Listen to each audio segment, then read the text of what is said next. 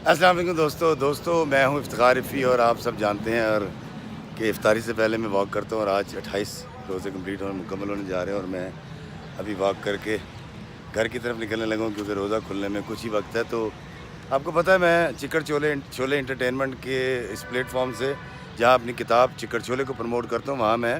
بابا جی اشفاق صاحب کی بہت ساری باتیں آپ سے شیئر کرتا ہوں، اور آج بھی میں اشفاق صاحب کی ایک بات آپ کو بتاؤں گا، اور وہ یہ ہے کہ میں نے ایک دن ایام جوانی تھے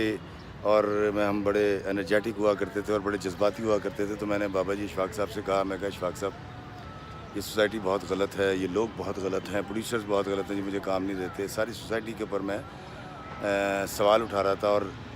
تنقید کے نشتر چلا رہا تھا۔ تو بابا جی اشفاق صاحب نے مجھے ایک بڑی اچھی بات کی۔ بابا جی کہنے لگے کاکا یہ گل ہمیشہ یاد رکھی، جدو تعریف کرنی ہوئے نا تو پھر سامنے والے دی کری، تے جے کوئی خامی تلاش کرنی ہوئے، تنقید کرنی ہوئے تے آئینے دے سامنے جا کے کھلو جایا کر۔ مطلب ان کا مطلب یہ تھا کہ جب اگر کوئی تنقید کرنی ہے